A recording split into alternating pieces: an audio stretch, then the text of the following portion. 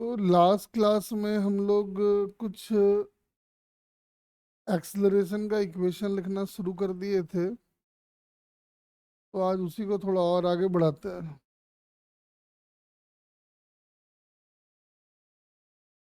देखो,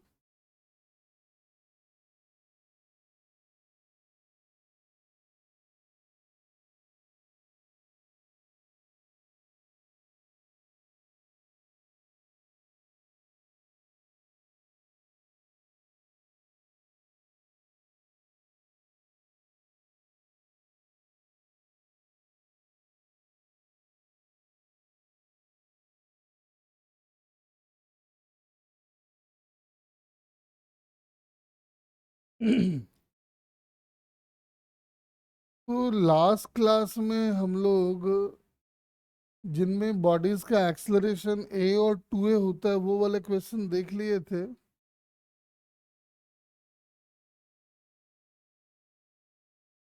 मतलब एक और देख लो।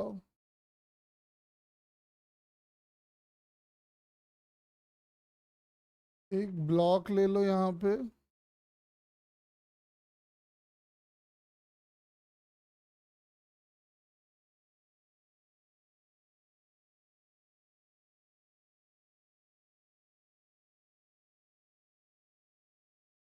ये है M1 और ये है M2। पता करो जरा दोनों बॉडीज का एक्सलरेशन क्या होगा।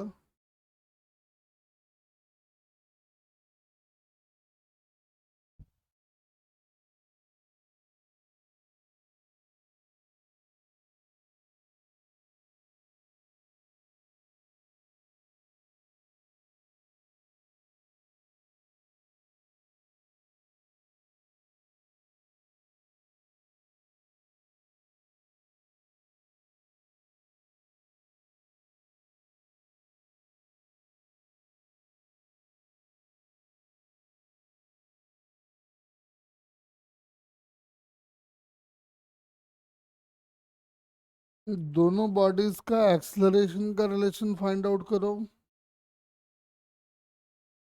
और दोनों का एक्सलरेशन फाइंड आउट करो।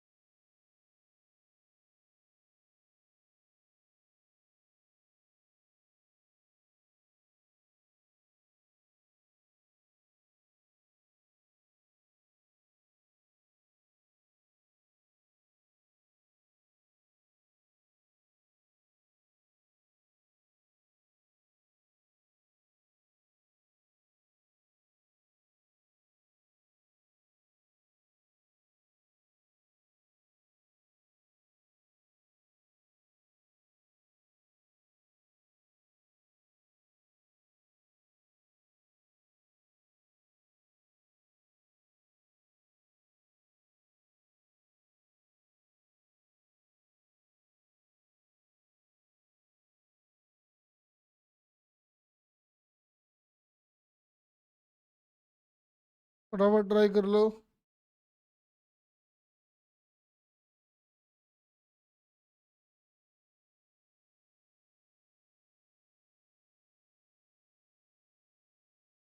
जल्दी जल्दी फाइंड करो।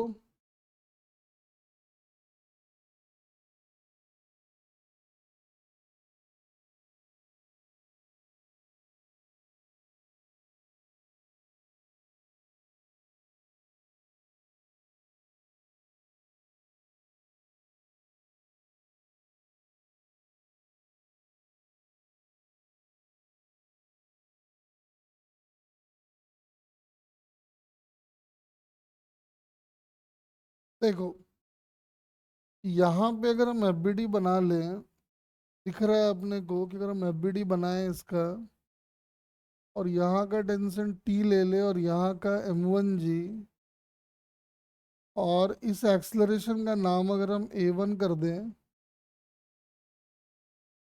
या समझ में आ रहा है क्यों अननोन बढ़ाएंगे, फिलहाल इसको ऐसे ही छोड़ दो। यहाँ का टेंशन समझ में आ रहा है कि 2t होगा, नॉर्मल ऊपर आएगा, वेट नीचे आएगा, और इसका एक्सलरेशन हम मान रहे हैं कि a है, तो समझ में आ रहा है कि इसका एक्सेंट 2a हो जाएगा। बस दो इक्वेशन लिख लो, काम खत्म। m1g minus T is m1 into 2a, और m2 के लिए लिखा जाएगा 2t is equal to m2 into A. इसको 2 से मल्टीप्लाई करके ऐड कर दो तो दिख रहा है कि आ जाएगा 2m1g by m2 plus 4m1, ये आ गया a की वैल्यू। और 2a अगर आपको चाहिए तो फिर आप 2 से मल्टीप्लाई कर लो। ठीक है, ये देखो जरा, इन तीनों सिचुएशन में इसका एक्सलरेशन यहाँ पे a1 है, यहाँ पे a2 है, यहाँ पे a3 है। अपने को पता करना है कि a1 is to a2 is to a3 क्या होगा।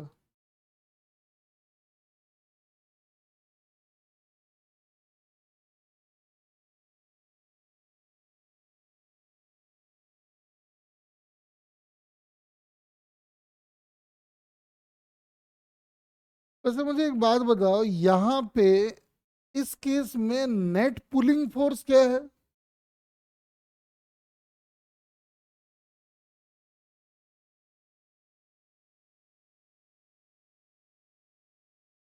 पहले वाले केस में नेट पुलिंग फोर्स क्या है?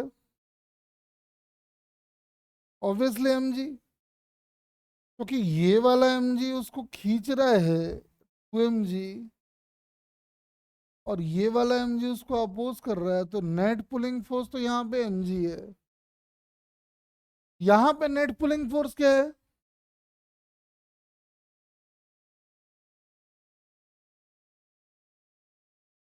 सेकेंड वाले में नेट पुलिंग फोर्स बताओ जरा।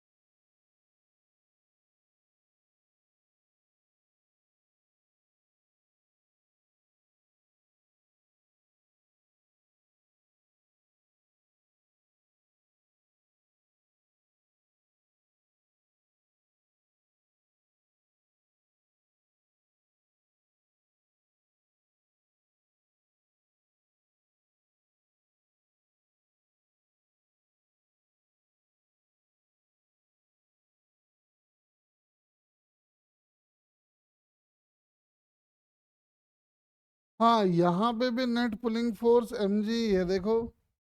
अब अगर ऐसे एक्सिस लेते हो तो ये mg और इसका वेट दोनों एक दूसरे को सपोर्ट कर रहे हैं, तो 2mg हो गया, और इसका mg एक दूसरे को अपोज कर रहा है, तो नेट पुलिंग फोर्स यहाँ पे भी mg है।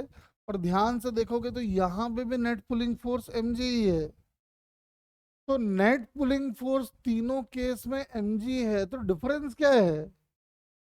यहाँ पे इस पुलिंग फोर्स से 3m मास एक्सलरेट हो रहा है, यहाँ पे 2m मास एक्सलरेट हो रहा है, और यहाँ m मास एक्सलरेट हो रहा है। तो पहले वाले केस का आंसर हो जाना है mg बाई 3m, तो आंसर आ गया g/3। दूसरे वाले में आ जाएगा mg बाई 2m, तो आंसर आ गया g/2। और यहाँ आंसर आ जाएगा mg डिवाइडेड बाई m। समझ में आ रहा है कि आंसर आ जाएगा जी। अरे बोलो, क्लियर है क्या ये बात?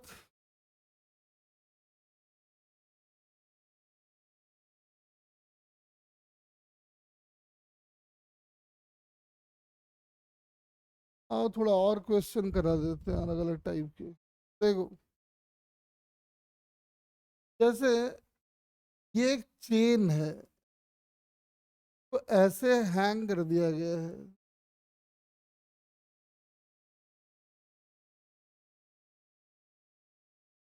ऐसे चेन को लगा दिया गया है,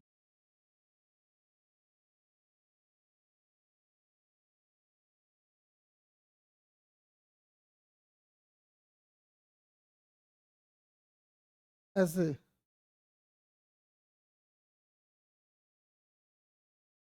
ये एंगल थीटा और ये एंगल भी थीटा है, और पूरे चेन का मास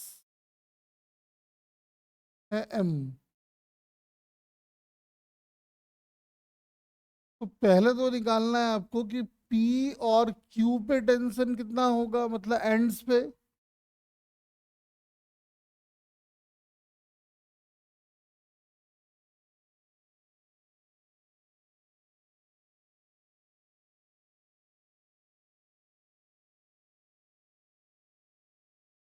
एक मिनट रुक जाओ बेटा, लाइट चला गया।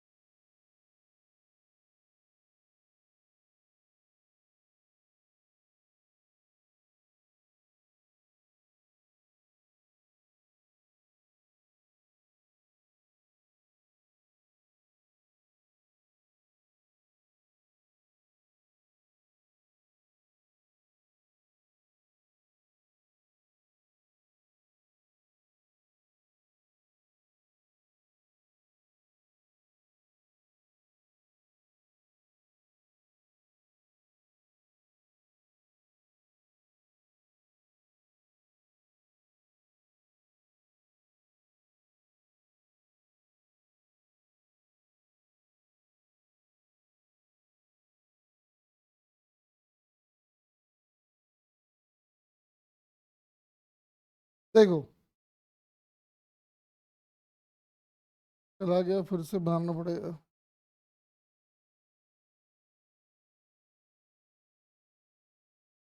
तो जैसे ये एक फीलिंग है ऐसा,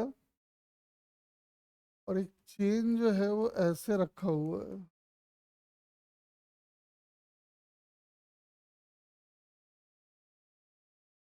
ऐसे।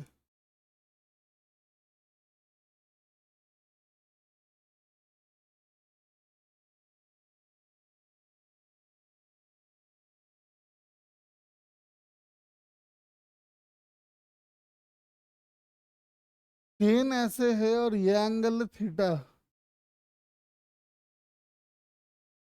एक पॉइंट है ए, ये पॉइंट है बी, और ये पॉइंट है C. Calculate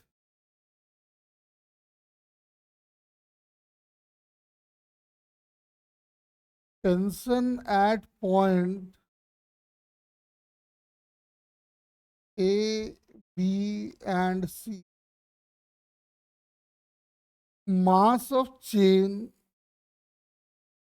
is m। Try करें।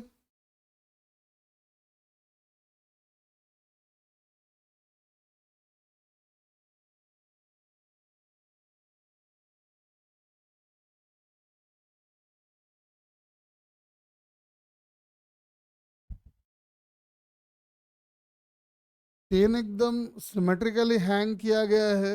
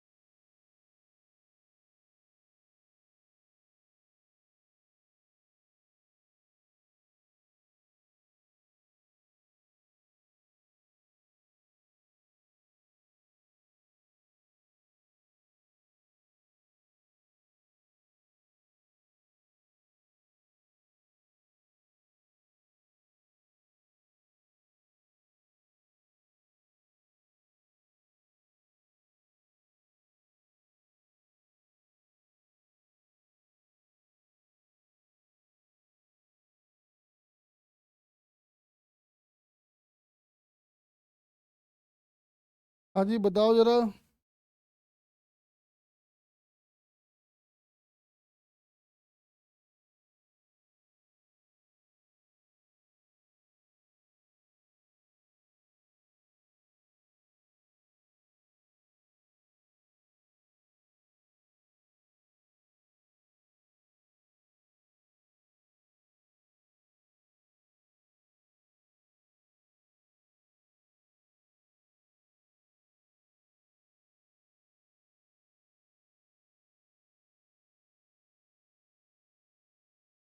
हाँ जी बताओ जरा फटाफट।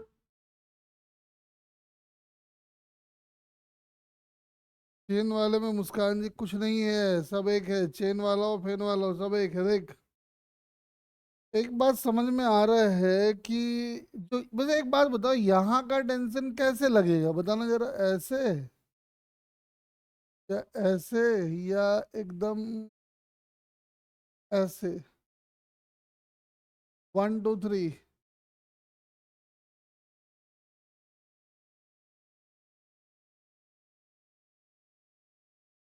टू लगेगा, बिल्कुल सही। चलो, बाकी को हटा देते हैं। देखो, तो पहला पार्ट तो बड़े आसानी से आ जाएगा, क्योंकि इसका टेंशन लगेगा इधर, और एकदम सिमेट्रिकली समझ में आ रहा है कि यहाँ भी टेंशन आएगा इधर। ये एंगल थीटा है तो ये एंगल भी थीटा होगा, और इधर आ जाएगा टी कॉस थीटा जो किसी काम का नहीं है, और इधर आ जाएगा टी साइन थीटा। ठीक वैसे ही ये एंगल थीटा है तो ये एंगल थीटा होगा, तो इधर आ जाएगा टी कॉस थीटा और इधर आ जाएगा टी साइन थीटा। ये टी कॉस थीटा, ये टी कॉस थीटा बैलेंस कर जाएगा और इसका वेट आएगा नीचे। तो साफ समझ में आ रहा है कि ऊपर लग रहा है 2t साइन थीटा और नीचे लग रहा है वेट, तो दोनों एक दूसरे को बैलेंस करेंगे। यानी 2t साइन थीटा बस be equal to M G. तो पहले तो अपने को ए का टेंशन और बी का टेंशन मिल गया।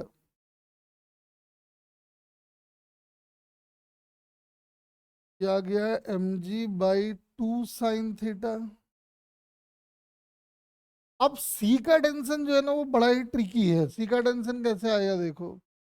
सी का टेंशन निकालने के लिए हम आधे चेन की एफबीडी बनाएंगे, है ना। तो आधे चेन की एफबीडी बनाते हैं, ध्यान से देखो।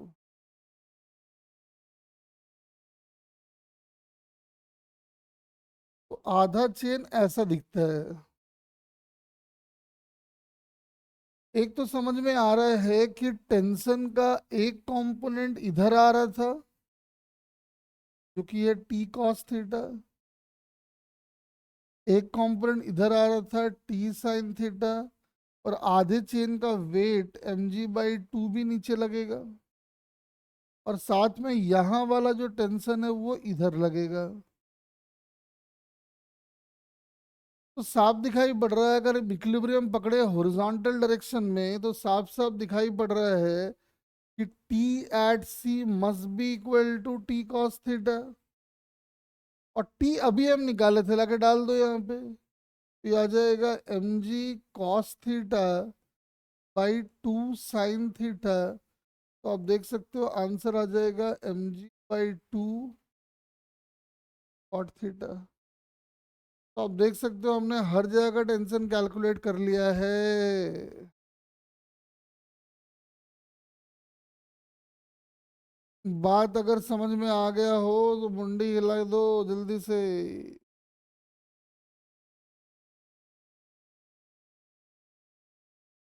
चलो ये वाला ट्राई करो। ये पूरा डब्बा हवा में ऐसे लटक रहा है, और इस आदमी के नीचे एक वेइंग मशीन रखा हुआ है। आदमी का मास 60 kg, बॉक्स का मास 30 kg। नीचे लिखो, what should be the force exerted by man on the rope?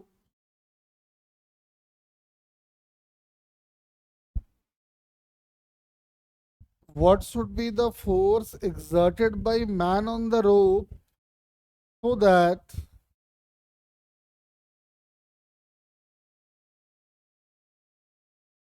the entire system remains in equilibrium in air?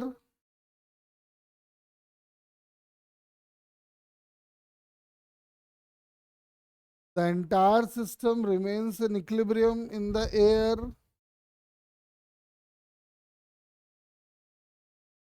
Also find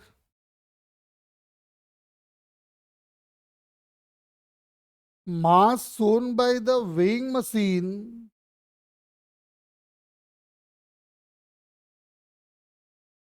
also find mass shown by the weighing machine. In this case, try करो,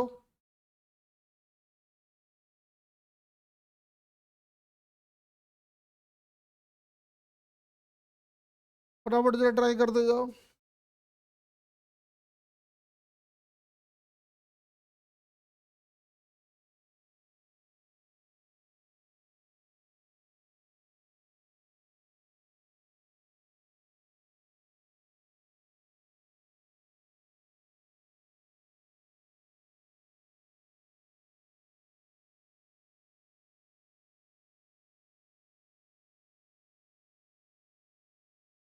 जल्दी जल्दी पता करो।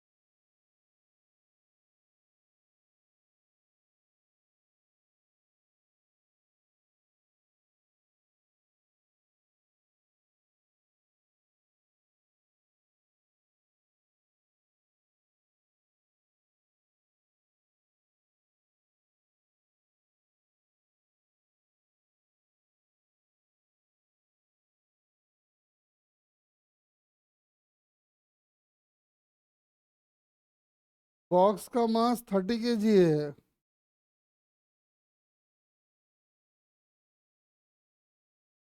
जल्दी पता करो।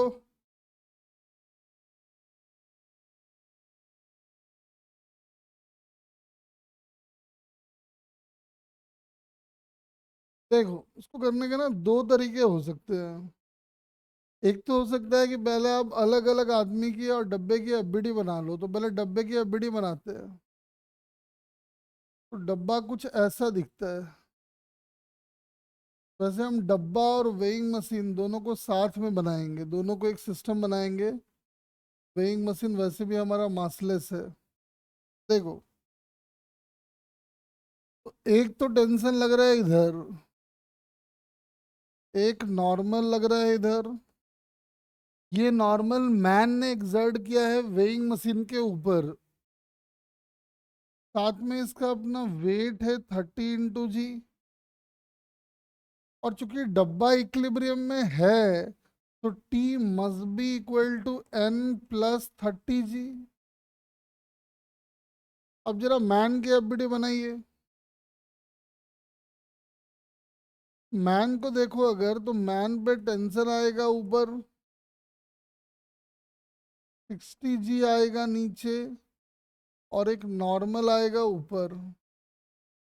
Man भी चूंकि इक्विलिब्रियम में है, यानी कि n+t must be equal to 60 g।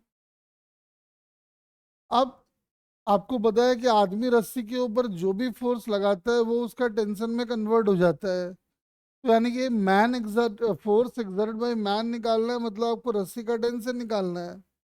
इस टी की वैल्यू लाके यहाँ डाल दो। क्या वैसे आपको दोनों ही काम करना है? तो पुट कर दो लाके, चलो क्या आता है देखते हैं। तो n+30 g is equal to 60 g। तो n की वैल्यू आ गई 15 g।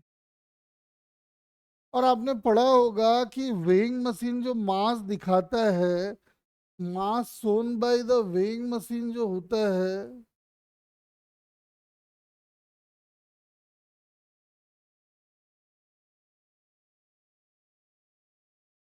ये होता है फोर्स ऑन वेइंग मशीन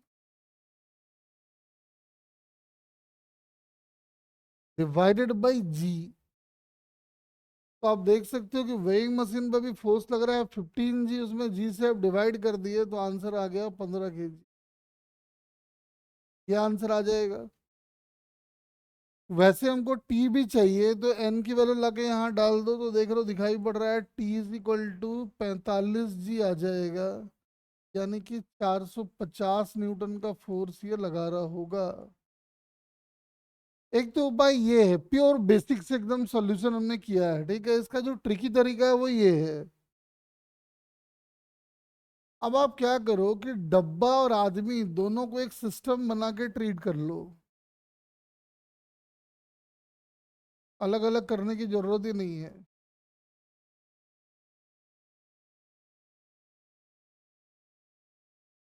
है ना। आप दोनों को एक सिस्टम बना लो, अलग अलग करो ही मत। इस पूरे को एक सिस्टम मान के देखो। साफ समझ में आ रहा है कि यहाँ पे टेंशन आएगा टी, यहाँ टेंशन आएगा टी। जो मैन का वेट है वो है 60 × जी, और डब्बे का जो है वो है 30 × जी। नॉर्मल का चक्कर है नहीं, क्योंकि वो एक्शन रिएक्शन पेयर बनाएगा, कैंसिल आउट हो जाएगा। क्योंकि एक नॉर्मल ऊपर आएगा तो एक नॉर्मल नीचे आएगा, और दोनों को सिस्टम लेंगे तो दोनों कैंसिल आउट कर जाएंगे। तो आप देख सकते हो सिस्टम अगर इक्विलिब्रियम में है, तो 2t must be equal to 90 g। देखो, एक बार में टी निकल के आ गया 45 g। यानी आदमी रस्सी के ऊपर 450 न्यूटन का फोर्स लगा रहा होगा। और नॉर्मल अगर चाहिए तो किसी एक का एबिडी बनाना होगा। मैन का बना लो या डब्बे का बना लो, तो मैन का ही बना लेते हैं। तो मैन के एबिडी में टेंशन आएगा ऊपर, नॉर्मल आएगा ऊपर, इसका वेट आएगा जी। आदमी अगर इक्विलिब्रियम में है, यानी कि n+t must be equal to 60 g। T आएगा 45 g, तो n आ जाएगा देख लो 15 g। मास सोन जो है वो आ जाएगा 15 की।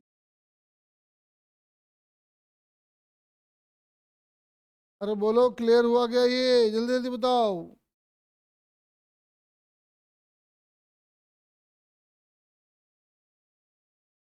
अब हो गया तो फिर एक देर जरा ट्राई करके दिखाओ।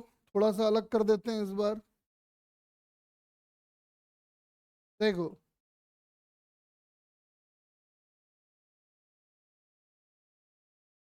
अच्छे से डायग्राम बना देते।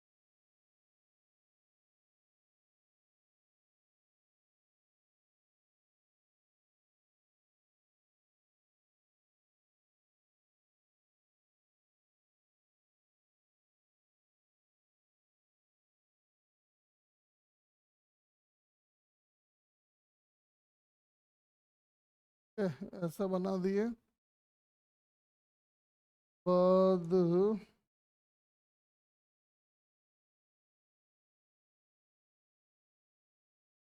ऐसा बना दिए।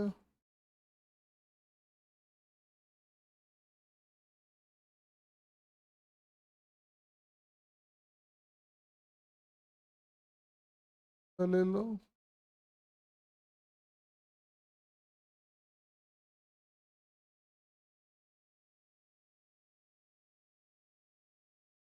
ऐसा ले लो।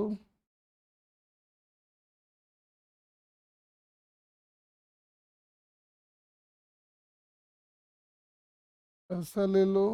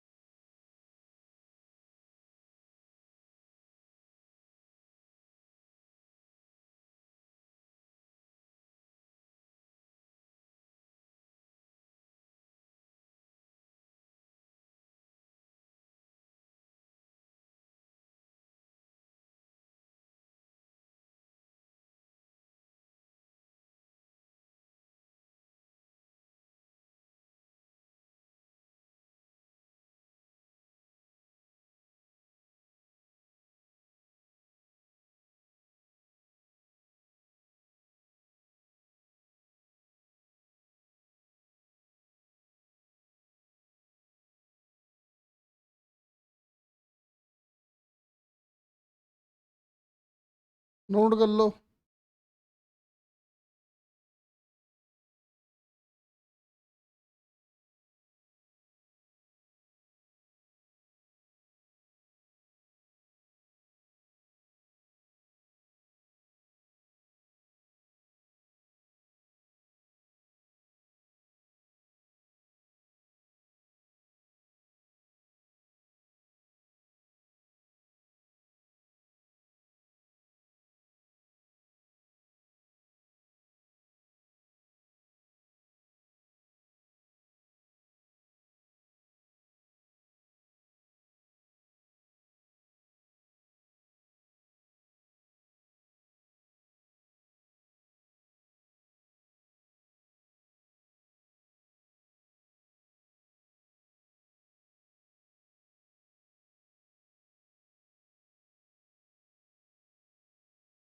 नीचे लिखो। If the platform moves upward,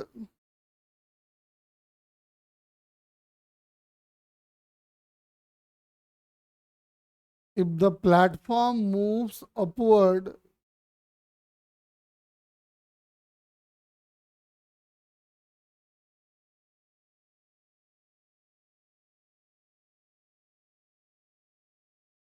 if the platform moves upward at a steady rate,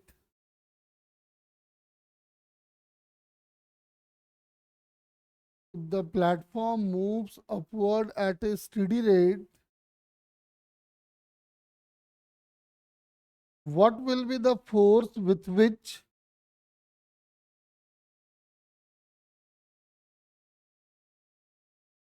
what will be the force with which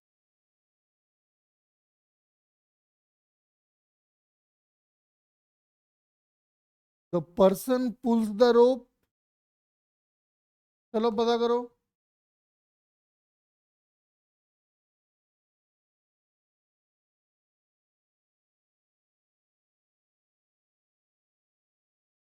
कह रहा है जो प्लैंक है या प्लेटफॉर्म है वो स्टेडी स्टेट से ऊपर जा रहा है, तो बताइए कि मैन रस्सी पे कितना फोर्स लगा रहा होगा।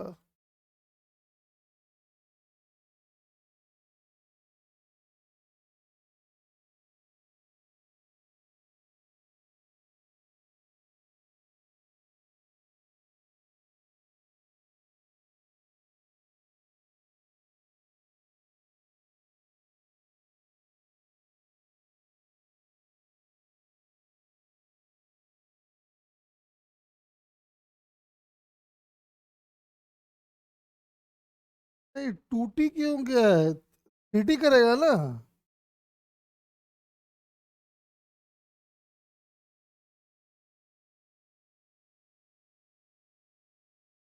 हाँ, पूर्वी का सही है।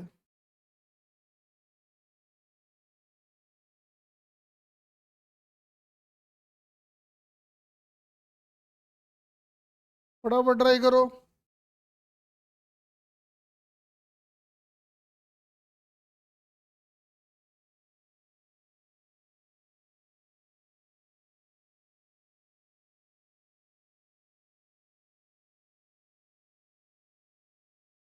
नहीं, हो नहीं रहे हैं तो कर रहा है।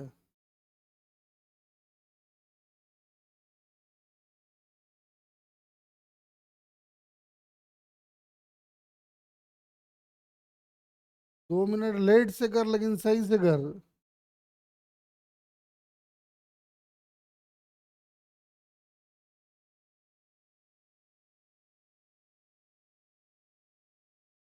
अब हड़बड़ करता है तो छूट जाता है, और क्या, सिंपल सी बात है। हड़बड़ाएगा नहीं तो छूटेगा नहीं।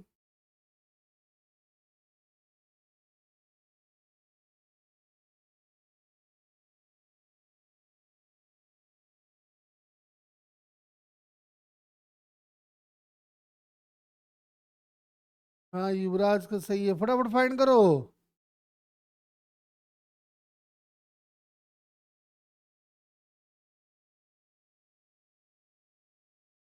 हाँ, दिख रहा है। अगर अब आदमी और प्लैंक पूरे को एक सिस्टम की तरह ट्रीट कर ले इतने को, तो समझ में आ रहा है अपने को, है ना? ये दिखाई पड़ रहा है, देखो। यहाँ पे एक टेंशन आएगा, यहाँ एक टेंशन आएगा, और यहाँ एक टेंशन आएगा। ये अपना हो गया 25 G और ये हो गया अपना 50 G। खेल खत्म। यानी 3T must be equal to, तो T must be equal to 25G, यानी आंसर हो गया 250 न्यूटन। खेल खत्म। अलग अलग एफबीडी बना के भी करोगे तो वही आंसर आएगा, ऐसा नहीं कि अलग आएगा। चलो एक और ट्राई कर लो, आओ फिर थोड़ा और बढ़ते हैं आगे।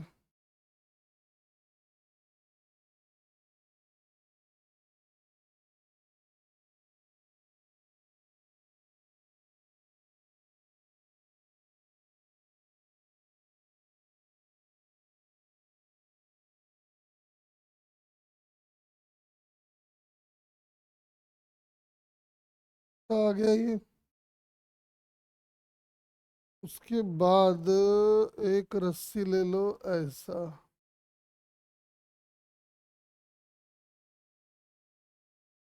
और दूसरा रस्सी ले लो ऐसा,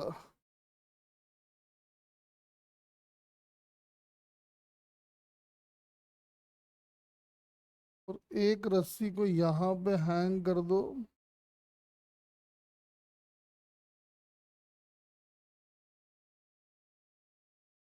ठीक है,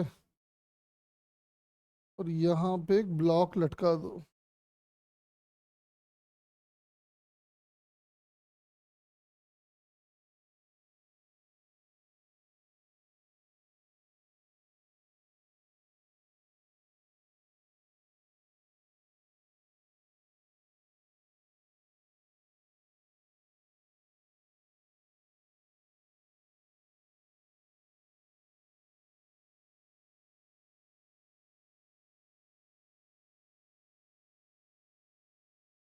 देखो, कह रहा है calculate tension in all the strings,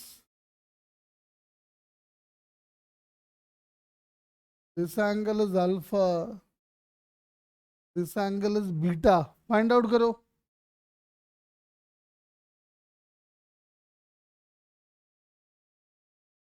हर एक रस्सी का टेंशन फाइंड आउट करें।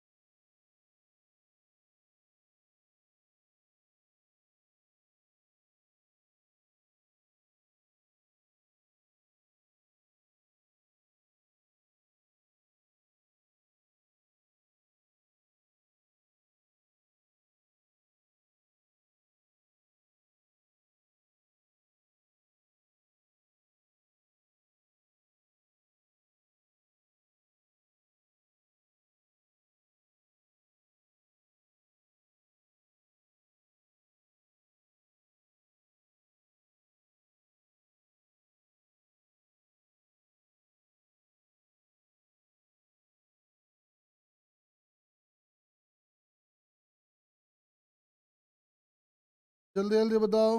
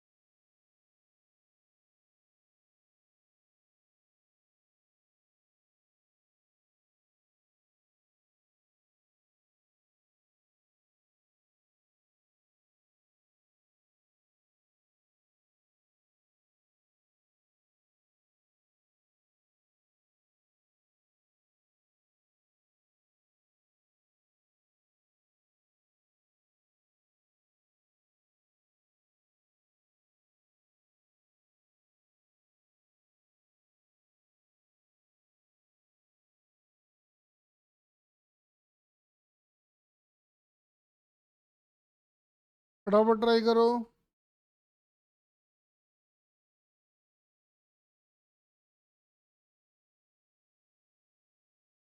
mg/cos alpha plus sign beta.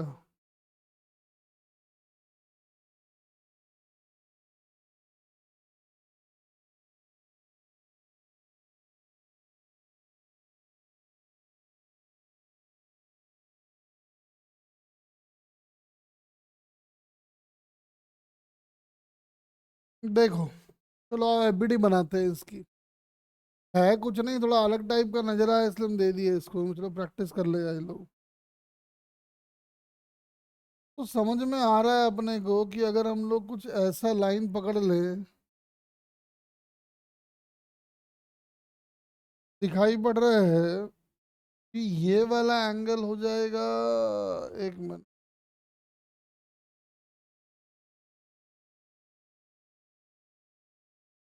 ये वाला एंगल हो जाएगा अल्फा। और अगर अपना लोग इधर भी एक लाइन मार्क कर ले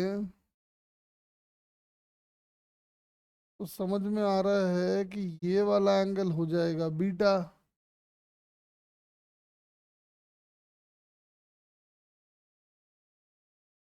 बस अगर हम इसका नाम T1 कर ले, इसका नाम T2 कर ले, तो दिख रहा है अपने को कि ये वाला आएगा T2 कॉस बीटा और ये वाला आएगा T2 sign beta. Similarly T1 का इधर वाला कंपोनेंट आएगा T1 कॉस अल्फा और इधर वाला आएगा T1 साइन बी अल्फा। और यहाँ का टेंशन का नाम अगर हम कर दे कुछ T3, यहाँ पे भी आ जाएगा T3 और T3 आपको समझ में आ रहा है कि इसके वेट के इक्वल है। तो इक्वेशन लिखना स्टार्ट करो। T1 cos alpha plus T2 sign beta must be equal to T3 and T3 is equal to mg. Similarly, T1 sin alpha that must be equal to T2 cos beta. अब क्या करो, D1 की value निकाल के दूसरे में डाल दो, अपना मैथमेटिक्स का जोर लगाओ और आंसर निकल के आ जाएगा। क्या कर दे या कर लोगे, इसको छोड़ दे क्या?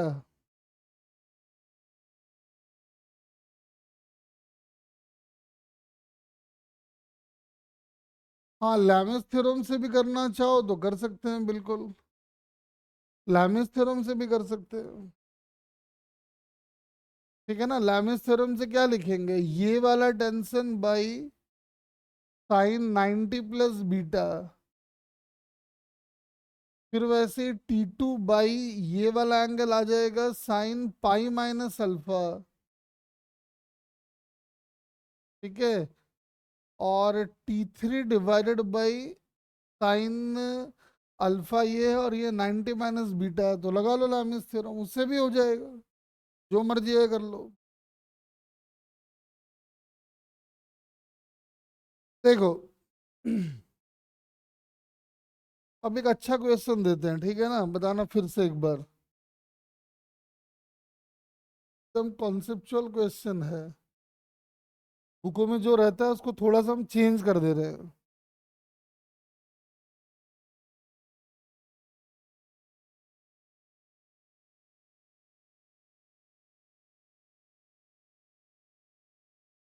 देखो हमने क्या किया है कि इसके नीचे हम एक ब्लॉक लगा दिए। ठीक है, ब्लॉक लगा दिए कुछ इस तरह का, और इसका मास अपना लोग ले लिए हैं कैपिटल एम,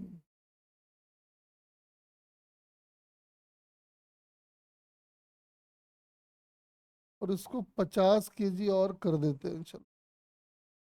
ठीक है, और ये सीलिंग है, आपको दिख रहा है। रस्सी जो है वो मासले से।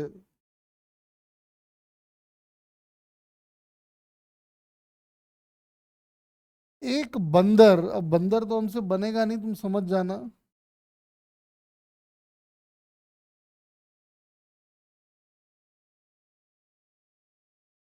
रस्सी को पकड़ के 2 मीटर पर सेकंड स्क्वायर से भाग रहा है। ठीक है, और मंकी का मास जो है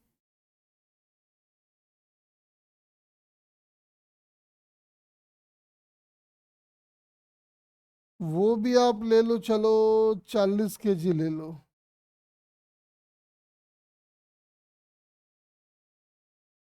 find the force exerted by string on the ceiling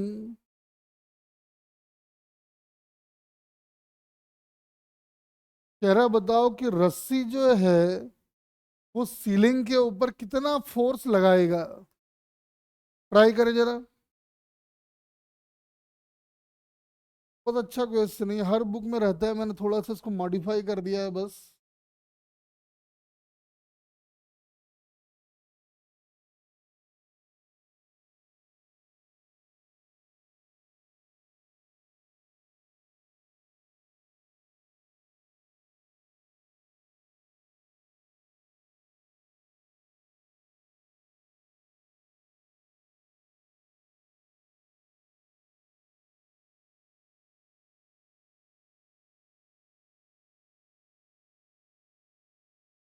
बताओ जरा अच्छे से।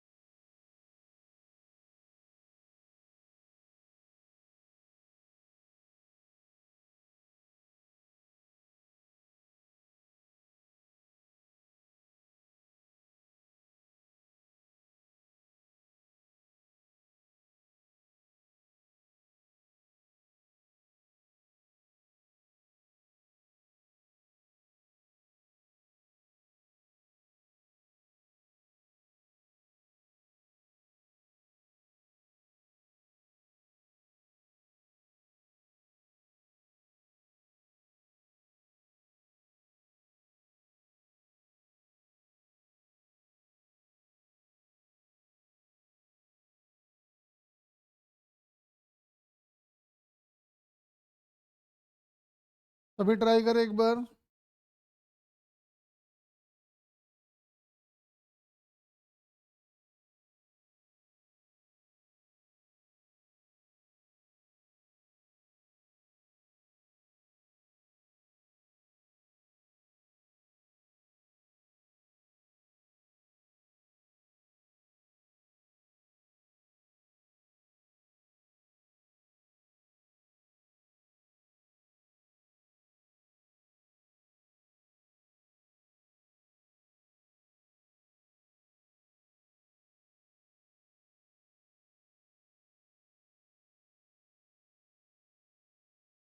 जल्दी जल्दी बताओ।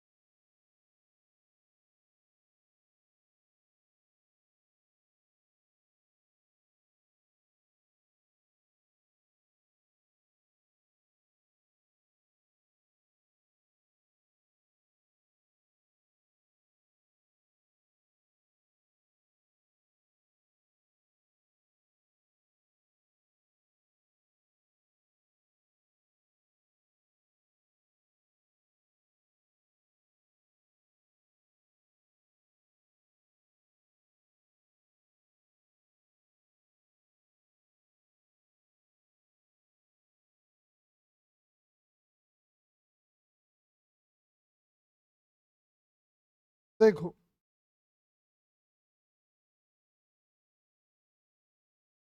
देखो इसमें ना बड़ा अच्छा कॉन्सेप्ट है। कॉन्सेप्ट क्या है, सबसे पहले हम यहाँ का टेंशन निकाल लेते हैं। तो अपने को समझ में आ रहा है कि जो यहाँ का टेंशन होने वाला है, यहाँ का, ये तो दिख रहा है कि यहाँ का टेंशन जो आएगा वो बेसिकली इसके वेट को बैलेंस करेगा। तो यहाँ का टेंशन अपने को पता चल गया कितना, तो 500 आ गया, 500 न्यूटन आ गया। इसका नाम T1 कर लेते हैं। आ गया। अब हम क्या कर रहे हैं कि बंदर की एफबीडी बनाने जा रहे हैं। तो बंदर की एफबीडी अगर ध्यान से देखो तो बंदर का एफबीडी कुछ ऐसा दिखता है। बंदर के हाथ में जो रस्सी का पोर्शन है, अगर ध्यान से देखो तो ऊपर वाला जो है वो टेंशन मान लेते हैं T2 है, और नीचे वाला जो टेंशन है वो आ रहा है वो T1 है। बंदर का अपना वेट 40 इंटू जी है। और ये कह रहा है कि ये भाग रहा है 2 मीटर पर सेकंड स्क्वायर से। तो इक्वेशन बनेगा T2 minus T1 minus 40G, that must be equal to 40 × 2। अपने को T2 चाहिए, तो आप देखो 80 तो यही हो गया, 400 ये हो गया, और T1 की वैल्यू आई थी 500। कितना आ गया लगभग ये, यानी ये 980 न्यूटन हो गया। और यहाँ का टेंशन अगर 980 आ रहा है तो ऑब्वियसली यहाँ का टेंशन भी 980 आएगा, क्योंकि रस्सी मासलेस है, तो आंसर ही हो गया। अरे बात समझे क्या?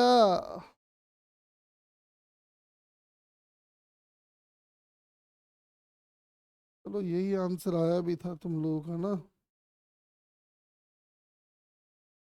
चलो इसी को थोड़ा सा और ट्विस्ट कर देते हैं, आ जाओ। इस बार ले लिया ऐसा, और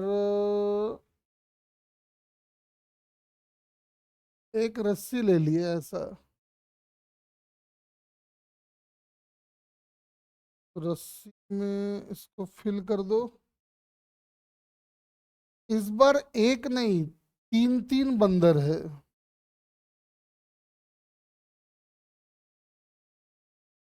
एक बंदर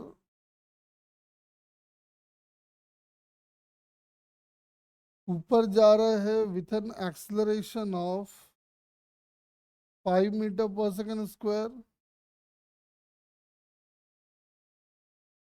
एक बंदर constant velocity of 10 metre per second से भाग रहा है, और एक बंदर वो नीचे आ रहा है 2 मीटर पर सेकंड स्क्वायर से। ठीक है, सब जानकारी दे दिए हैं। और तीनों बंदर का मास जो है वो 50 kg आप ले लो।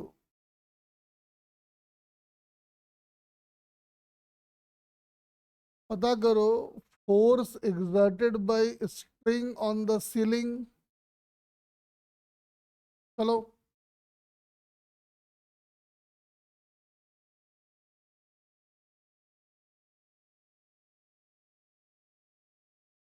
जितना बोलेगा तेरा कॉन्फिडेंस उतना जाएगा। अपने ऊपर काम कर, बोलने से चीजें ठीक थोड़ी होती है।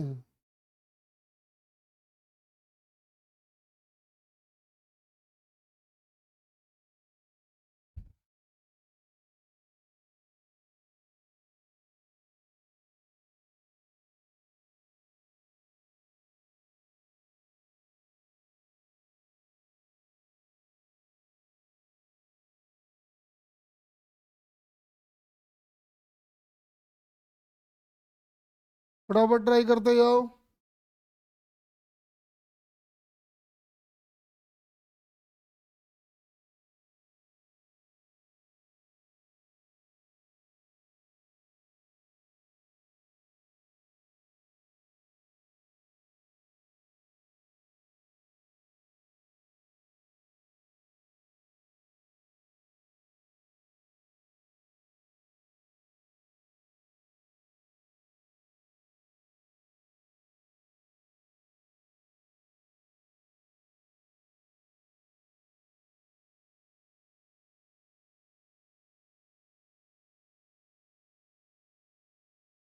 अरे वो सुबह हम कांस्टेंट वेलोसिटी से भाग रहे हैं वो।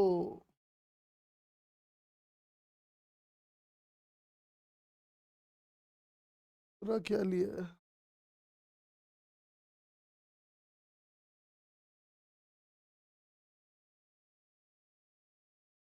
लग रहा है ठीक।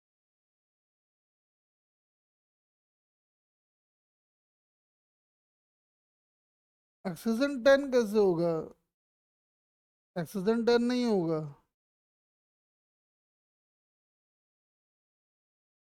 हाँ जी होगा, वो ये बोलना, एक्सीजन क्यों बोल रहा है? एमजी की वजह से आया होगा तब तो ठीक है। फटाफट देखो।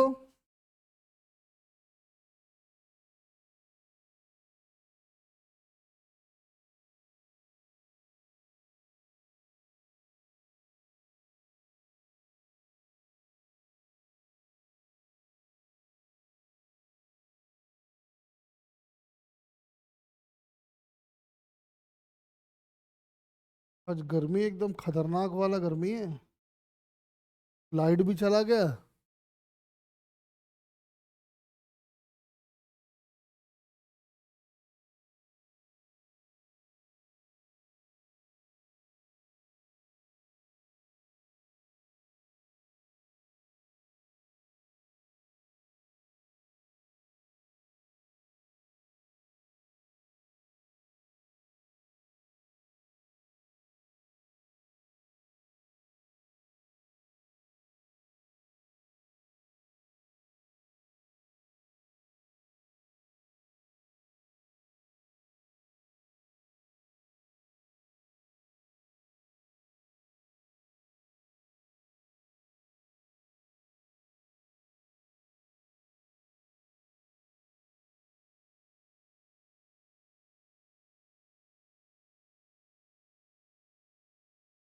जल्दी जल्दी पता करो।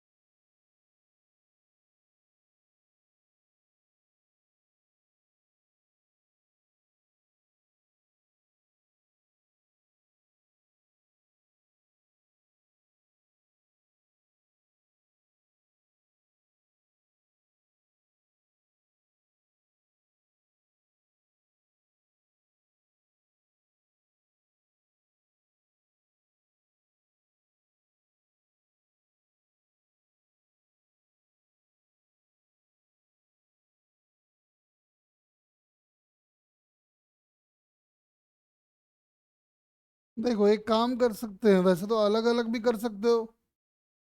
पहले यहाँ का टेंशन निकाल लो,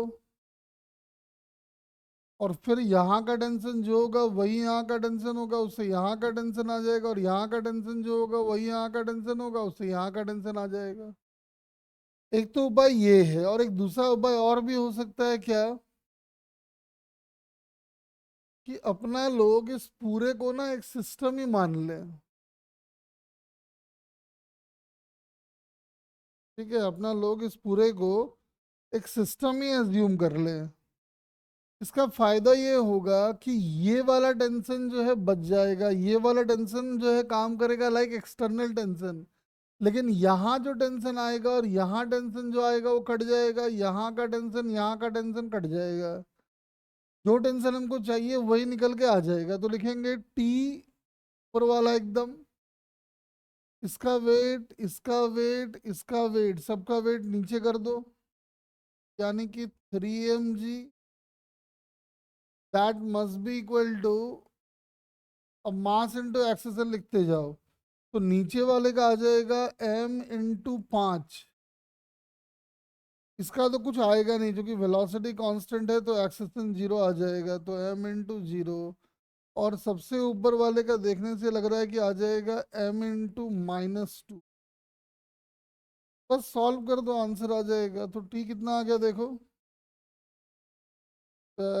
मास कितना दिया था इसका, 50 दिया था ना, तो 150, यानी कि 1500, तो यही हो गया। ये वाला हो गया 250, और वो वाला हो गया 100, तो कितना आ गया ये, 1650 न्यूटन आ जाए।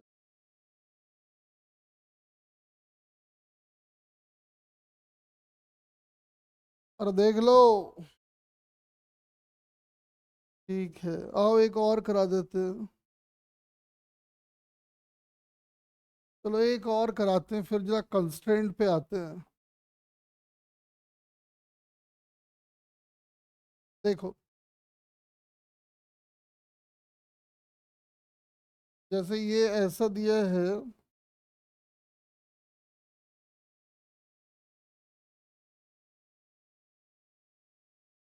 कितना डिग्री है?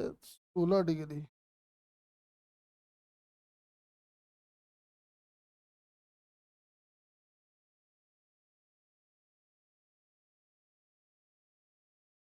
रखना।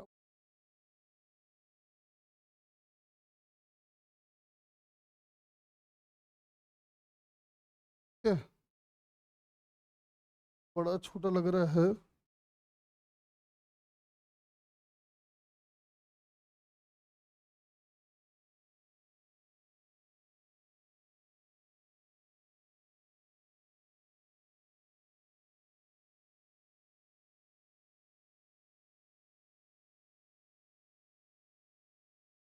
इसका रोल नहीं है तो इसको हटा दो।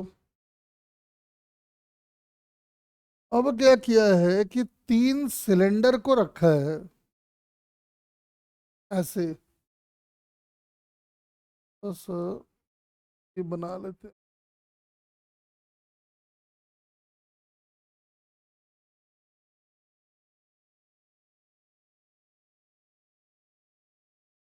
देखो,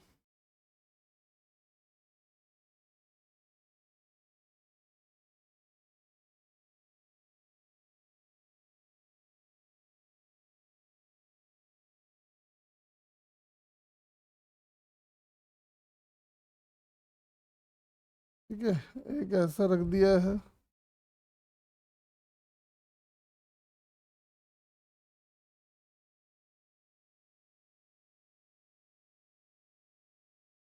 एक ऐसा रख दिया है।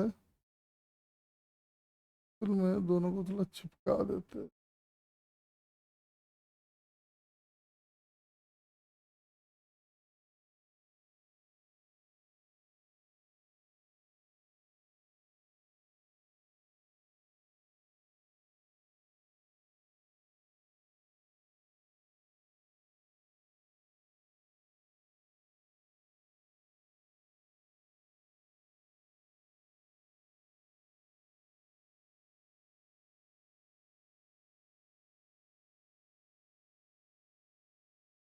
देखो,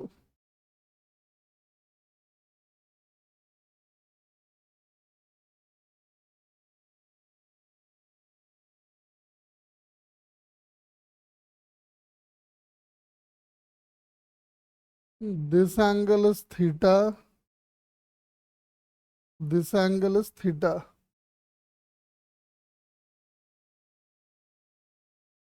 नीचे लिखो।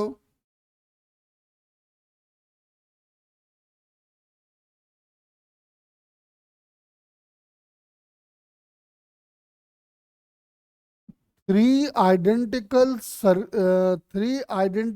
Rigid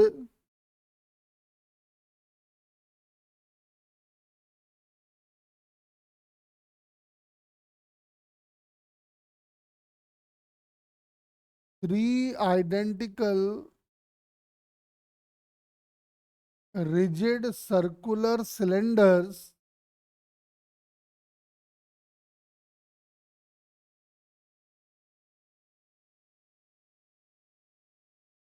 A, comma B and C are arranged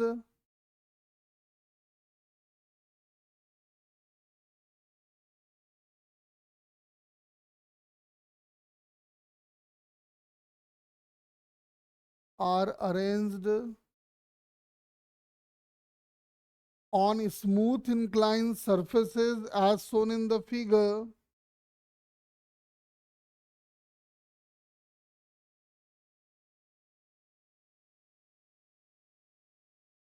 Smooth inclined surfaces as shown in the figure. Find the least value of theta.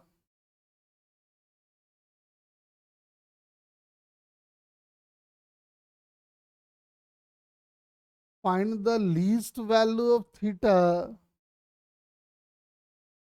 that prevent the arrangement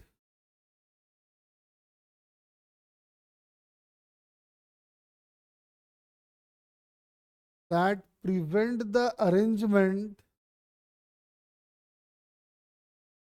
from collapse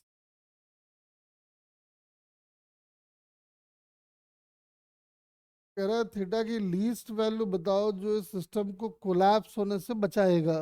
try करो।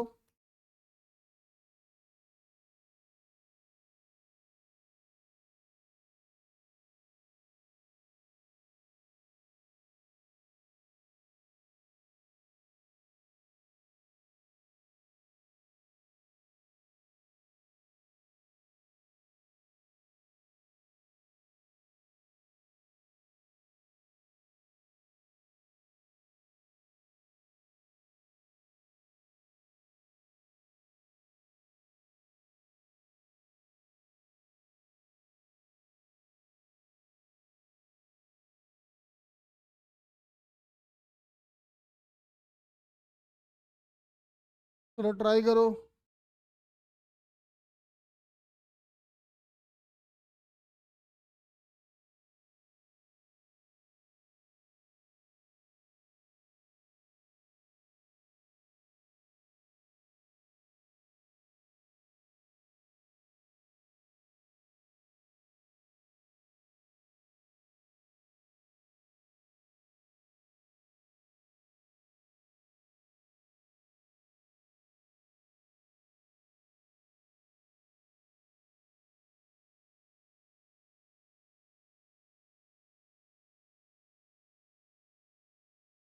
फटाफट ट्राई करो।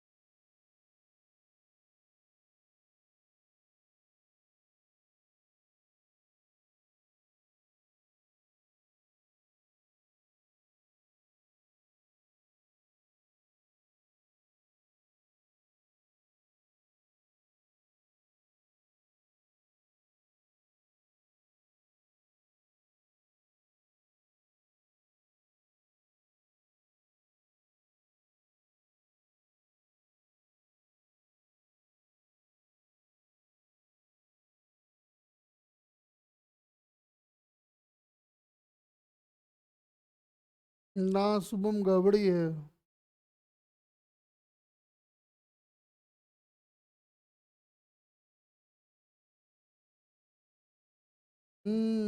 युवराज जी शाबाश। शाबाश मेरा बच्चा, एकदम सही कर रहा है। Very good. एकदम सही कर दिया है वो।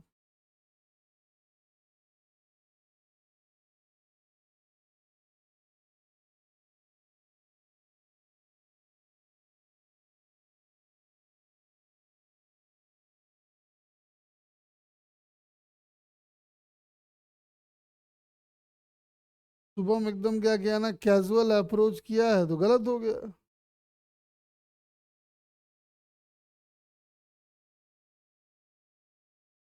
फटाफट ट्राई करो, अच्छा क्वेश्चन है ये।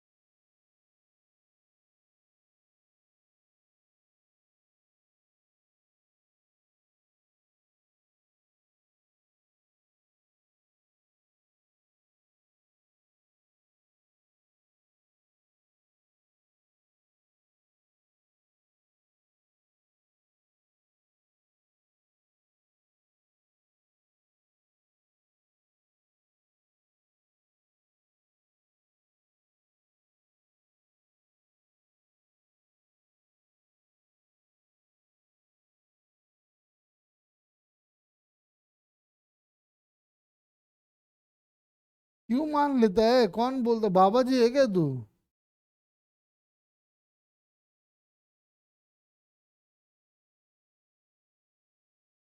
तेरी मर्जी है क्या? कभी कुछ मान लेता है, कभी कुछ मान लेता है।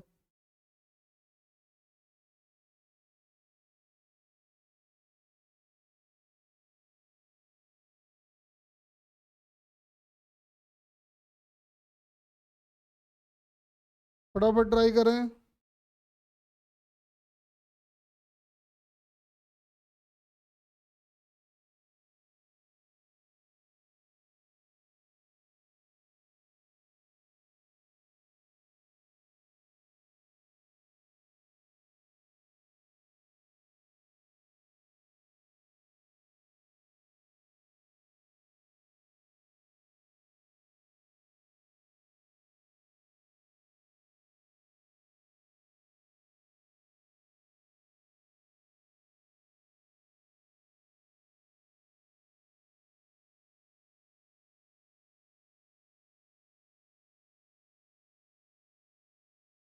जल्दी फाइंड करो।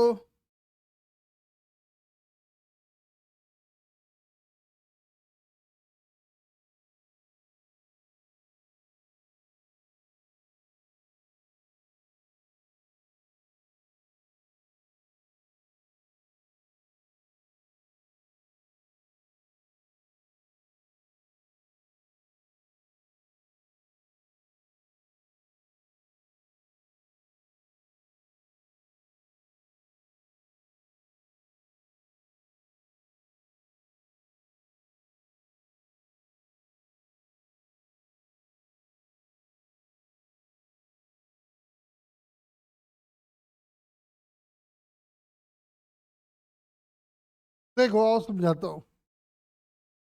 देखो, तो पहले अगर हम एक बार जरा ध्यान से देखें,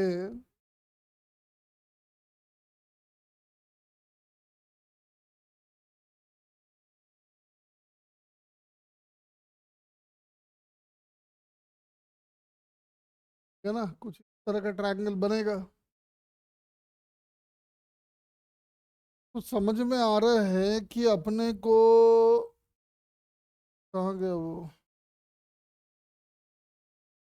एक नॉर्मल अपना आएगा इधर,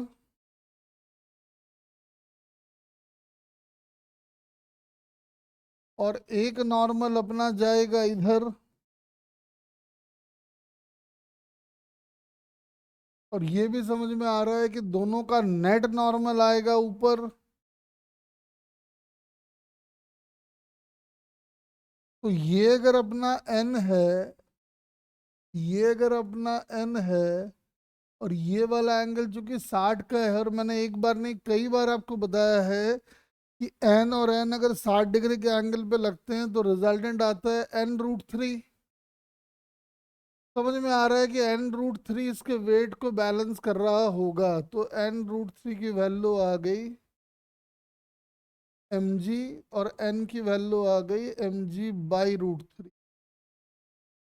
चलो यहां तक तो हो गया। अब ध्यान से देखो, अब जो फोर्सेस लगने वाले हैं, एक तो फोर्स ऐसे आएगा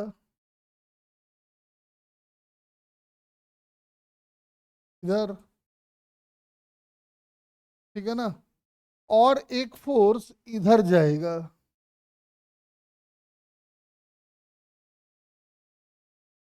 इधर, सरफेस के एकदम परपेंडिकुलर। और लिखना स्टार्ट करते हैं। ये नॉर्मल तो वही एन होगा, लेकिन इसको कुछ n1 मानना पड़ेगा। तो रेजोल्यूशन करेंगे, ध्यान से देखो। ये थीटा है, ये 90 है, 90 माइनस थीटा, तो ये भी अपना थीटा। तो n1 का जो इधर वाला कंपोनेंट आएगा वो आएगा n1 cos थीटा, और इधर वाला आएगा n1 sin थीटा। ठीक है। अब रहता है कि n को रिजॉल्व करना। तो n का जो इधर वाला कंपोनेंट आएगा, चूंकि ये वाला एंगल 60 है तो ये पूरा भी 60 ही होने वाला है। तो ये वाला मेरा हो जाएगा n cos 60, मतलब n/2 हो जाएगा ना। और एक कंपोनेंट नीचे की तरफ आ जाएगा n√3/2। तो आप इक्वेशन लिखोगे n1 cos theta must be equal to n√3/2 और n1 sin theta must be equal to n/2। तो tan थीटा आ जाएगा, देखो कितना आ गया, tan थीटा कितना आ गया,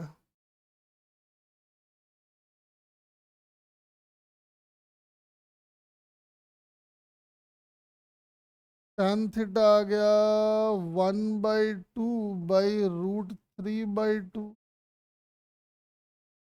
तो आंसर तो ये आ गया, यानी थीटा की वैल्यू आ गई tan 1/√3। लेकिन आंसर तो हम बोल रहे हैं कि आएगा tan 1/1/3√3। तो बताओ सोच के कहाँ गड़बड़ है ये।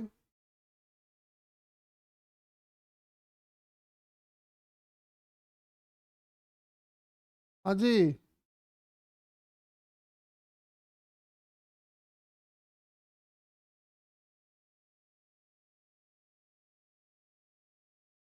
हाँ, तो ये ध्यान देना था। दूसरे का गलती ठीक पकड़ता है तू, अपना गलती जो है ना वही नहीं पकड़ पाता है।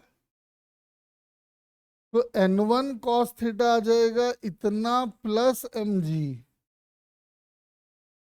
तो ये जो कैलकुलेशन मैंने जान के किया, हम लोग देखते हैं क्या करते हो तुम लोग। अब देखो, तो इसकी वैल्यू चूंकि n1 √3/2 प्लस mg है, और n√3 हमारा mg है, तो mg/2 आ गया, यानी कि आ गया 3mg/2। और ये जो अपना n/2 है वो आ गया mg/2√3। अब जब डिवाइड करेंगे तो tan थीटा आ जाएगा mg/2√3 and divided by 3mg/2। मेरे हिसाब से सब कट कुट आ गया और आंसर देखो आ गया।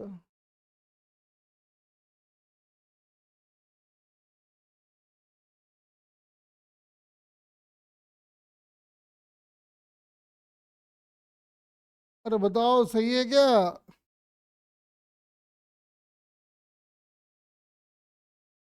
बोल। हाँ बेटा युवराज, तू तो इस क्वेश्चन का हीरो है। इसलिए क्या होता है ना, मेहनत करने से सब होता है। मेहनत ही नहीं करेगा, मस्ती मारेगा क्लास में, तो कहाँ से पढ़ाई आएगा। चलो अब थोड़ा सा कंस्ट्रेंट रिलेशन जो हम मेन आज बताना चाह रहे थे उसको एक बार शुरू कर देते हैं, आ जाओ। और अगले दिन इसका फिर एप्लीकेशन देखेंगे। आज इतनी गर्मी है ना, लाइट भी नहीं है, भयानक गर्मी है। देखो, कंस्ट्रेंट रिलेशन नोट कर लो जरा। कंस्ट्रेंट रिलेशन, इसको प्रूव करने के एक नहीं, हम आपको चार तरीके बताएंगे। आपको जो अच्छा लगता है आप यूज करते रहें, कोई दिक्कत नहीं आएगा।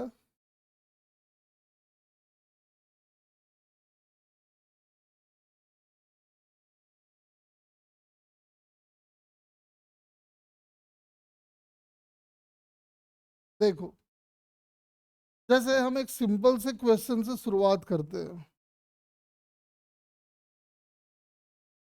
कंस्ट्रेंट रिलेशन क्या है कि एक प्रॉब्लम में आपको दो तीन चार बॉडीज होंगी, उनकी वेलोसिटीज को आपस में रिलेट करना है, उनके एक्सलरेशंस को आपस में रिलेट करना है, ये एक्स चला तो वो कितना चलेगा, ये सब चीजों को आपस में रिलेट करना ही कहलाता है कंस्ट्रेंट रिलेशन। उसमें हम जो मेथड वन यूज करेंगे,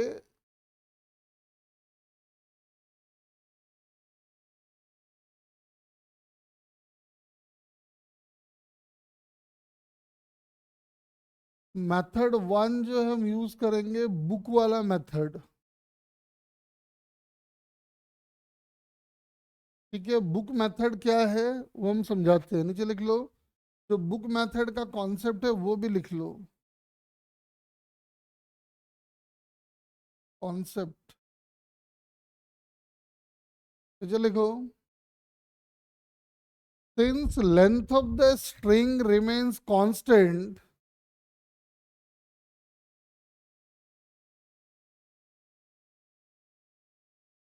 since length of the string remains constant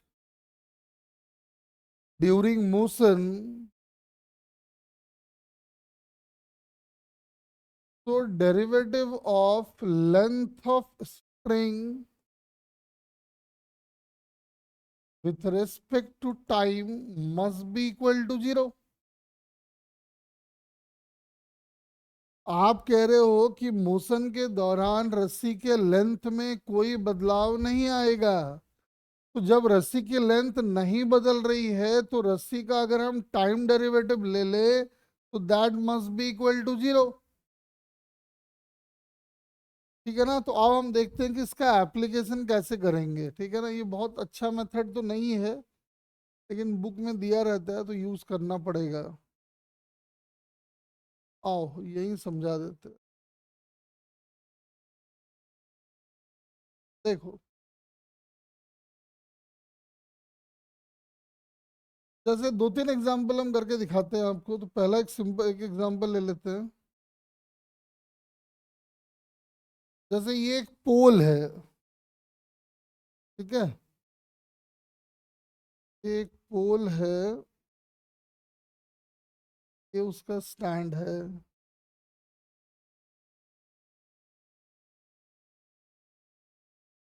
ठीक है, ये उसका स्टैंड हो गया, और ये अपना एक रिंग है।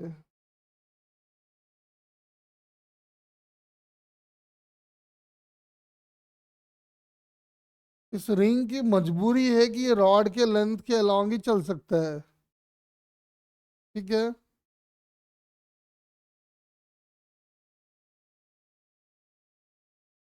एक रस्सी हमने ऐसा ले लिया है, यहाँ पे एक पुली हैंग कर दिए हैं,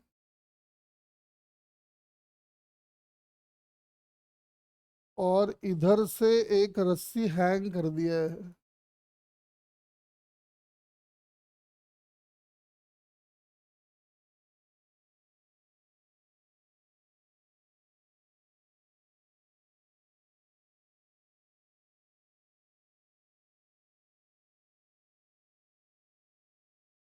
देखो ऐसा,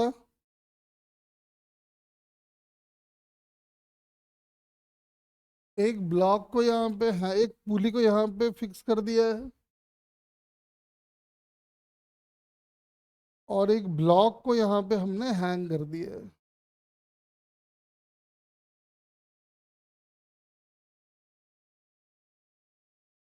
ये देख लो,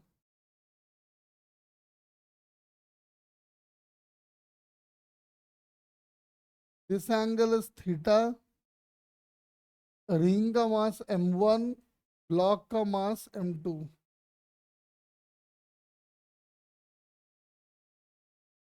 अब सिस्टम को छोड़ दिया गया तो जाहिर सी बात है m2 नीचे आएगा और m1 ऊपर जाएगा, या फिर उल्टा कुछ हो जाएगा।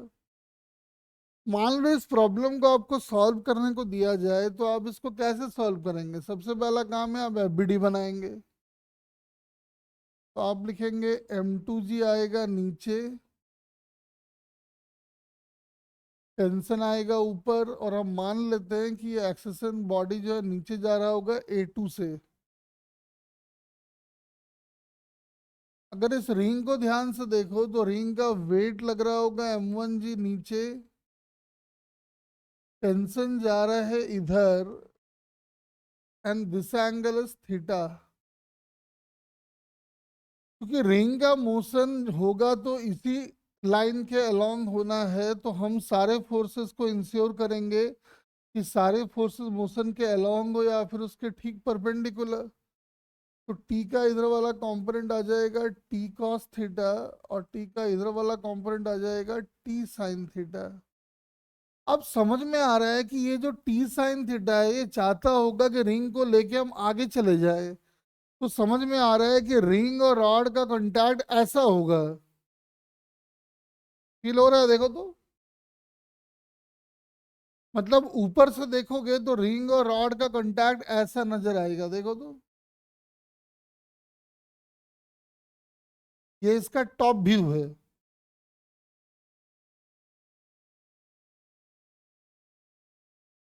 बोलो।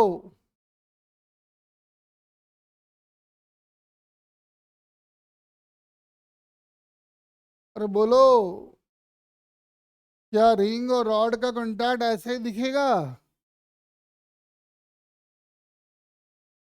हेलो।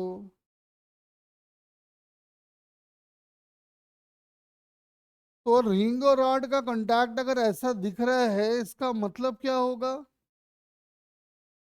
कि एक नॉर्मल जो ये रॉड है रिंग पे लगाएगा इधर। नाम मैंने एन कर दिया है, वैसे वो मेरे किसी काम का नहीं है, फिर भी हमने नाम कर दिया है। अब दिक्कत क्या आएगा कि जब आप इसका इक्वेशन लिखेंगे तो इक्वेशन आएगा m2g minus T must be equal to m2 into ए2, और एक आएगा T cos theta minus m1g equal to m1 into ए1। दिक्कत ये है कि हमारे पास इक्वेशन है दो और अननोन है तीन। कौन कौन सा अननोन है? तो एक तो टी, एक ए1, एक ए2। आप बोलो कि ये वाला लिख लो क्योंकि रिंग का कोई मोशन नहीं हो रहा है इस एक्सिस के अलोंग, तो लिखोगे तो एक इक्वेशन आएगा लेकिन एक अननोन भी तो बढ़ जाएगा। क्या फायदा है लिख के उसका, और वो किसी काम का है नहीं, उसको छोड़ दो। यानी मेन टारगेट है ए1 और ए2 को आपस में रिलेट करना, तब जाके तीसरा इक्वेशन आएगा और फिर इसका आंसर आएगा। तो अब वही मेन सीखना है आपको कि बॉडीज के एक्सलरेशन को आपस में हम कैसे रिलेट करेंगे। इसी को हम लोग कहते हैं कंस्ट्रेंट रिलेशन। ठीक है ना? तो कैसे रिलेट करेंगे जरा ध्यान से सुनो।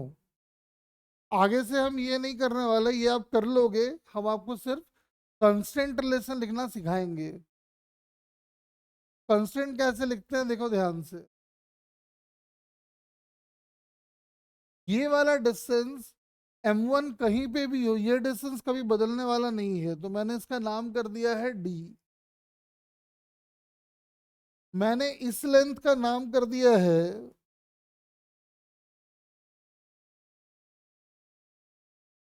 मैंने इस लेंथ का नाम कर दिया है x2।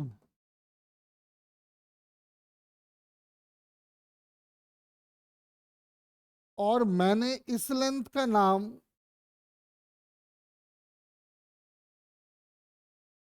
कर दिया है x1।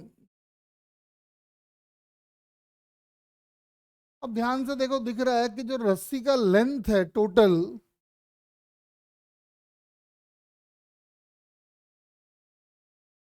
कितना है वो देखो तो। ये x1 और ये d, तो ये पूरा लेंथ हो जाएगा रस्सी का under root of D square plus x1 का स्क्वायर, और साथ में ये रस्सी का लेंथ है x2। तो आप देखो हमने रस्सी का लेंथ मार्क कर दिया है, क्योंकि आप कह रहे हो कि मोशन के दौरान रस्सी का लेंथ बदलने वाला नहीं है, इसका मतलब रस्सी के लेंथ का time derivative must be equal to zero.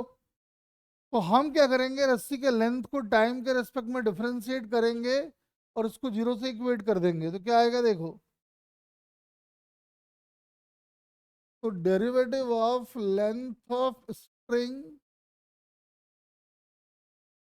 with respect to time must be equal to derivative of under root of L1 का स्क्वायर, L1 था क्या वो, वन था,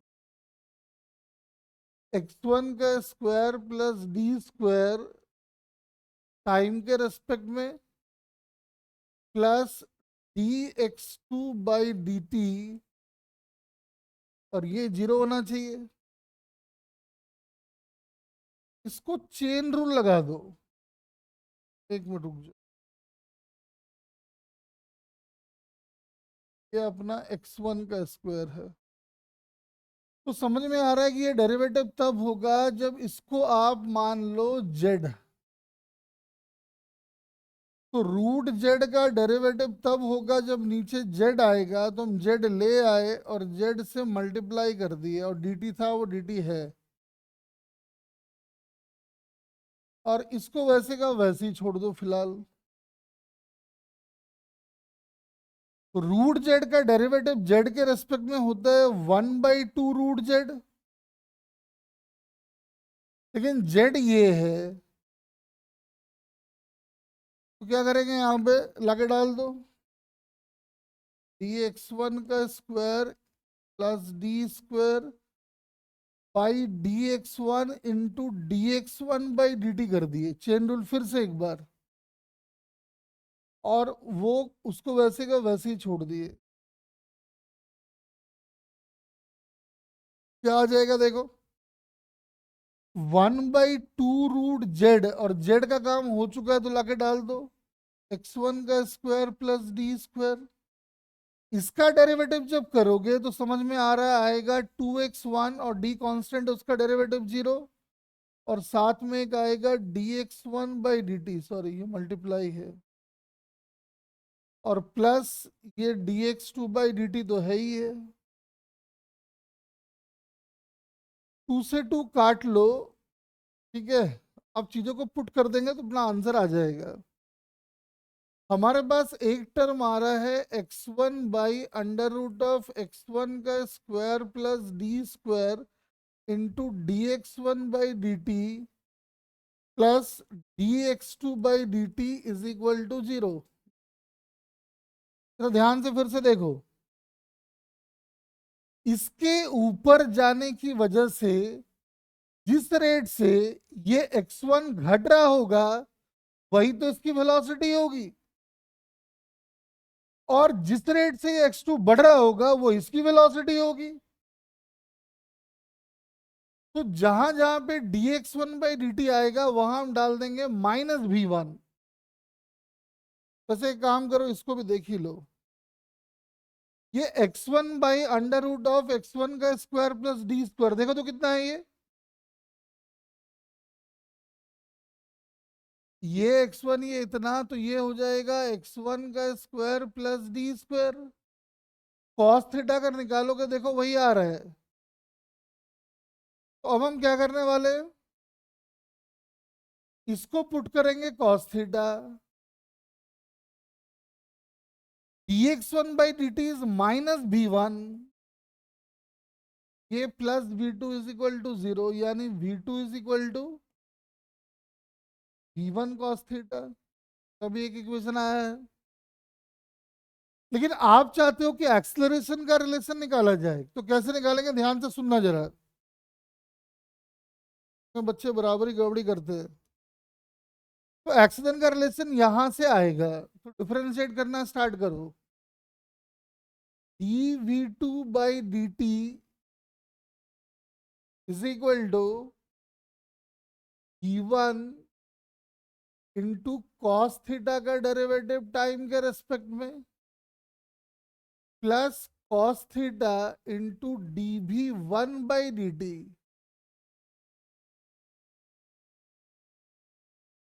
जिस रेट से इसकी वेलोसिटी बदल रही होगी वो होगी इसकी v2, और जिस रेट से ये बदल रहा होगा वो होगा v1,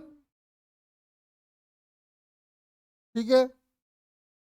लेकिन थीटा की वैल्यू भी तो बदल रही है, देखो जैसे जैसे ऊपर जाएगा थीटा भी चेंज हो रहा है। लेकिन आप जान के रखें कि 99% केसेस में आपको बोलेगा कि इसी इंस्टेंट पे बताओ। तो अगर इसी इंस्टेंट पे पूछ रहा है तो काम बड़ा आसान हो जाएगा। इसी इंस्टेंट की बात अगर करेंगे तो थीटा की वैल्यू कांस्टेंट हो जाएगी, और थीटा की वैल्यू अगर कांस्टेंट हो गई तो अच्छी बात क्या है, ये वाला टर्म कैंसिल आउट हो जाएगा और रिलेशन बड़ा अच्छा आ जाएगा। E2 is equal to 1 cos theta. अरे लिख दिया क्या, A2 is equal to A1 cos theta ना।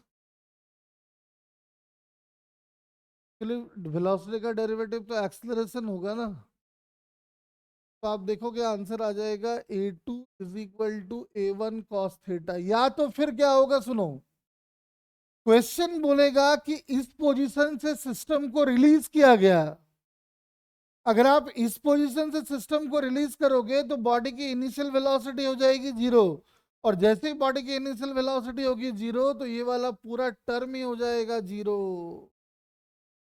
कहने का मतलब है कि जैसा रिलेशन वेलोसिटी का है, एक्सलरेशन का रिलेशन वैसा ही आएगा तब जब स्टार्टिंग में पूरा सिस्टम रेस्ट पे हो। अगर पूरा सिस्टम स्टार्टिंग में रेस्ट पे नहीं रहेगा तो फिर वेलोसिटी का रिलेशन और एक्सेलरेशन का रिलेशन एकदम एक जैसा नहीं आएगा। मेरी बात समझ पाए क्या?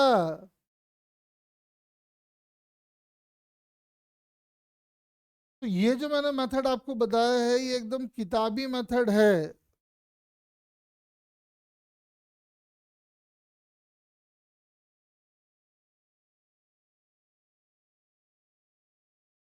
ये जो है एकदम किताबी मेथड है, ये मैंने आपको बताया अभी। ये वाला मेथड हम यूज करते नहीं है, फिर भी मैंने आपको एक बार बता दिया है। अब ध्यान से देखो, हम जो मेथड यूज करेंगे, या चलो एक और करवा देते हैं, आ जाओ, और प्रैक्टिस हो जाएगा।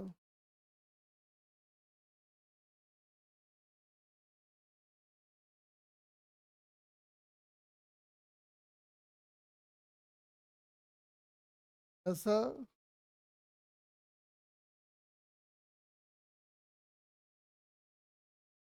ऐसा, ऐसा।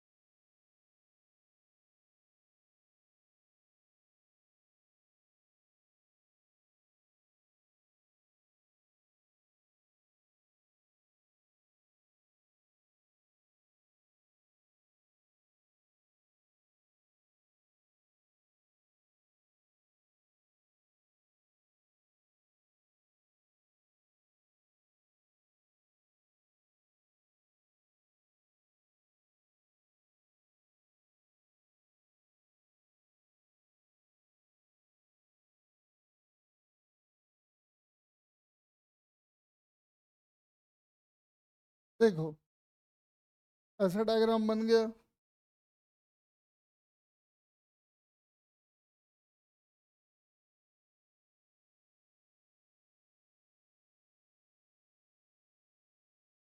ये एंगल है थीटा, ये एंगल है थीटा,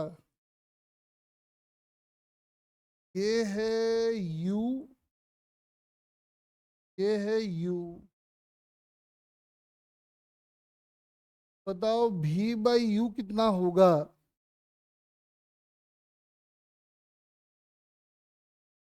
तो तरीका फिर से वही, कैसे लगाएंगे? ये डिस्टेंस का नाम रखेंगे पहले, कुछ का नाम डी रख लेंगे। ये तो कांस्टेंट रहना है ना, तो कोई टेंशन है नहीं इसका। ये डिस्टेंस का नाम भी डी कर दो। ठीक है, ये लेंथ का नाम x1 रख लेते हैं। वैसे ही ये लेंथ का नाम भी x1 रख लेते हैं, क्योंकि दोनों सेम ही है ना, स्पीड भी सेम दे रखा है। और साथ में हम लोग ये लेंथ का नाम, इस लेंथ का नाम हम लोग x2 रख लेते हैं। अब रस्सी का लेंथ जो है लिखा जा सकता है, इसको भी चाहो तो लिख लो, वैसे किसी काम का नहीं है, कि फिर भी लिख लेते हैं। ये वाला लेंथ का नाम कुछ x3 कर देते हैं। अब एक बार रस्सी का लेंथ जो है वो निकालो और उसका टाइम डेरिवेटिव ले लो, ट्राई करो जरा।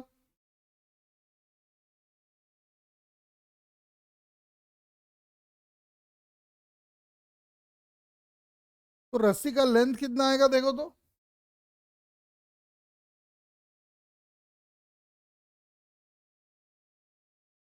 ये x1 वो x1, यानी 2x1 तो यही हो गया। साथ में एक x3 तो है ही, तो वो भी लिख दो। अब रह गया ये वाला और ये वाला, दिख रहा है ये आ जाएगा ट्वाइस ऑफ x2 का square plus D square.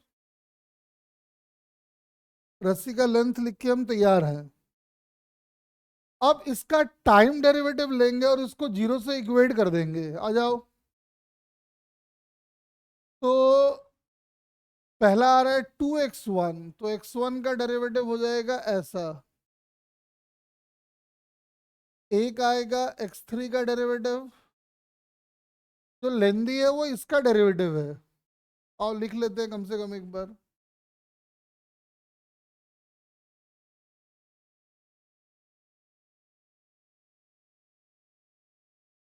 And this must be zero.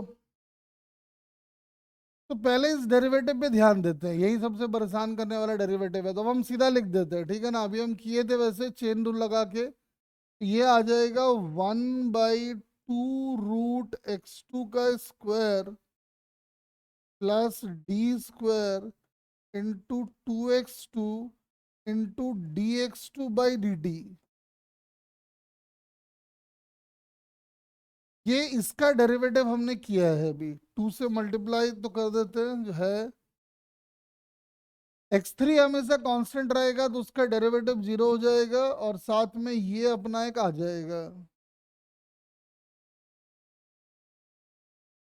अब ध्यान से देखो, 2 से 2 काट दो, और x2 डिवाइडेड बाई x2 का स्क्वायर प्लस डी स्क्वायर, इस वाले ट्रायंगल में दिख रहा है देखो, cos थीटा है ये। और dx2/dt, जिस रेट से x2 की वैल्यू बढ़ रही है, वही तो इसका वेलोसिटी होगा, वो भी प्लस में। तो हम लिखेंगे 2v2 cos theta plus dx1/dt। आप देखो x1 की वैल्यू टाइम के साथ घट रही है, तो वो जाहिर सी बात है जो वेलोसिटी आएगा वो -v1 आएगा, and that must be zero.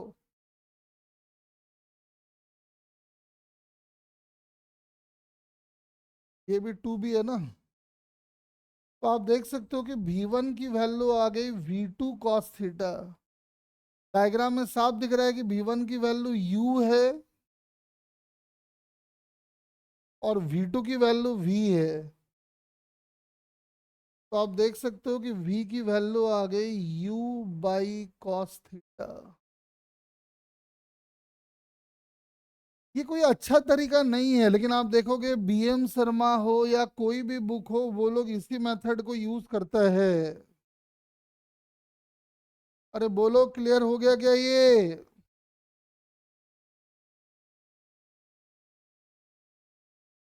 लेकिन ये एक लेंदी मेथड है। जो अच्छा मेथड है वो हम आपको अगले क्लास में बताएंगे, आज ही बताते, लाइट नहीं है, बहुत बुरा हालत हो रखा है गर्मी से। ठीक है ना? तो अगले क्लास में एकदम स्टार्टिंग में वहीं से करने वाले हैं। चलो बार कोड जनरेट कर देते हैं। गर्मी एक्सेस है।